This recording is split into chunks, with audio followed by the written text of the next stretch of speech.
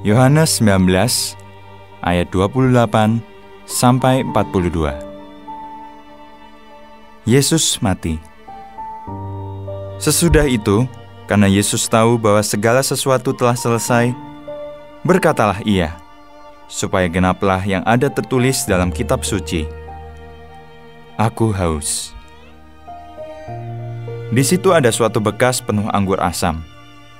Maka mereka mencucukkan bunga karang yang telah dicelupkan dalam anggur asam pada sebatang hisop, lalu mengujukkannya ke mulut Yesus.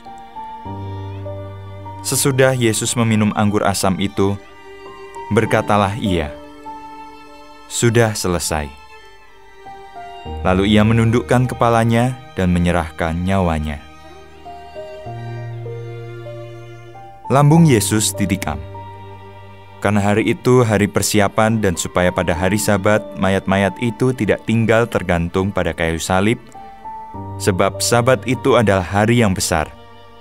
Maka datanglah orang-orang Yahudi kepada Pilatus dan meminta kepadanya supaya kaki orang-orang itu dipatahkan dan mayat-mayatnya diturunkan.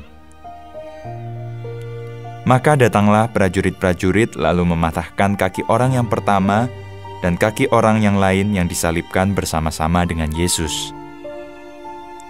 Tetapi ketika mereka sampai kepada Yesus dan melihat bahwa Ia telah mati, mereka tidak mematahkan kakinya. Tetapi seorang dari antara prajurit itu menikam lambungnya dengan tombak, dan segera mengalir keluar darah dan air.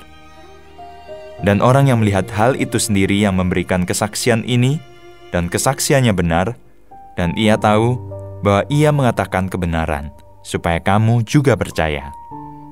Sebab hal itu terjadi, supaya genaplah yang tertulis dalam kitab suci, tidak ada tulangnya yang akan dipatahkan.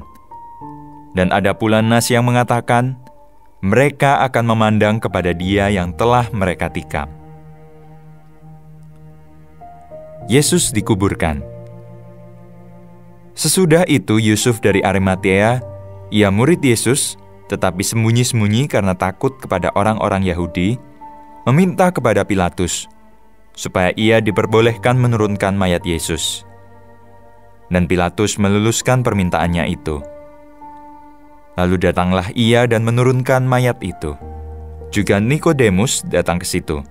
Dialah yang mula-mula datang waktu malam kepada Yesus. Ia membawa campuran minyak mur dan minyak gaharu, kira-kira 50 kati beratnya.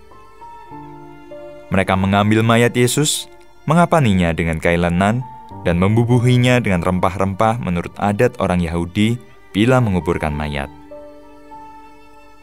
Dekat tempat di mana Yesus disalibkan ada suatu taman, dan dalam taman itu ada suatu kubur baru yang di dalamnya belum pernah dimakamkan seseorang. Karena hari itu hari persiapan orang Yahudi, sedang kubur itu tidak jauh letaknya, maka mereka meletakkan mayat Yesus ke situ.